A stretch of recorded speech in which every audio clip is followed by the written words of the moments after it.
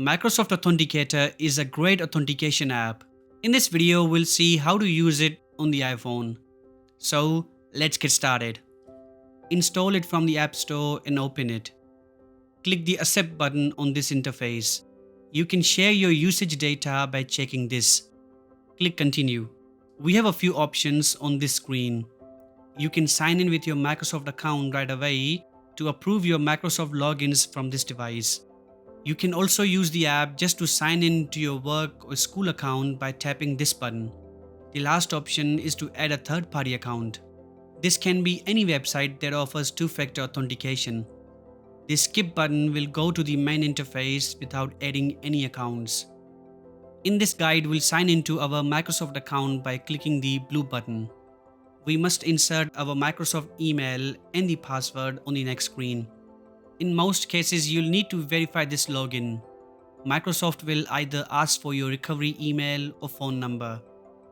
Then they'll send you a code via the chosen method. You must put in the code as it is. You can enable autofill from here, but we'll explore this later. Click Finish on this page. Now we have the Microsoft account added. Whenever you log into your account on a new device, you'll get a notification on this phone. You must tap this notification or open the Authenticator app to approve the login. My iPhone does not have a passcode, so it did not ask for it.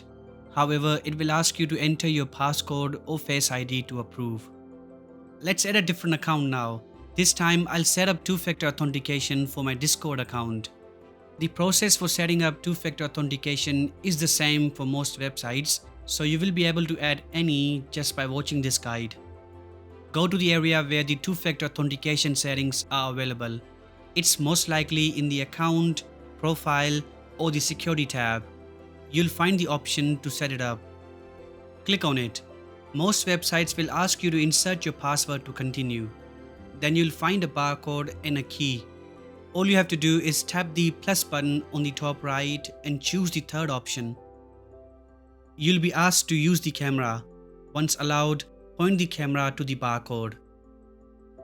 If you're using the same mobile or you can't scan the barcode, tap this button to enter the key manually. Here, insert the website name and the displayed key to add this account. The app will pick it up and show the account.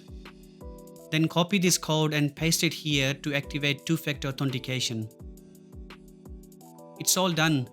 Most accounts suggest creating a backup method, which can be your mobile phone or backup codes. I'll quickly download the backup codes. Now every time I log into Discord, I must open the Authenticator app, copy whatever code is displayed under this account and insert it over here. Great, we are in. Now that we have a couple of accounts, it's always good to enable the cloud backup. Click the menu button. You'll notice the backup option. If you don't, go to Settings. Before we continue, make sure you have added a Microsoft account. Otherwise, you won't be able to enable the backup. Find and tap iCloud Backup. I already have a backup, so I'm seeing this pop up. You'll probably see the success message. Microsoft Authenticator can also store your passwords.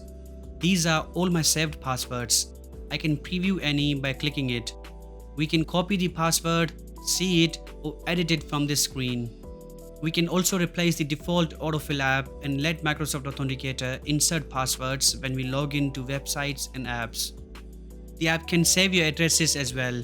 It's not the most used feature, but you can copy-paste your addresses with one tap.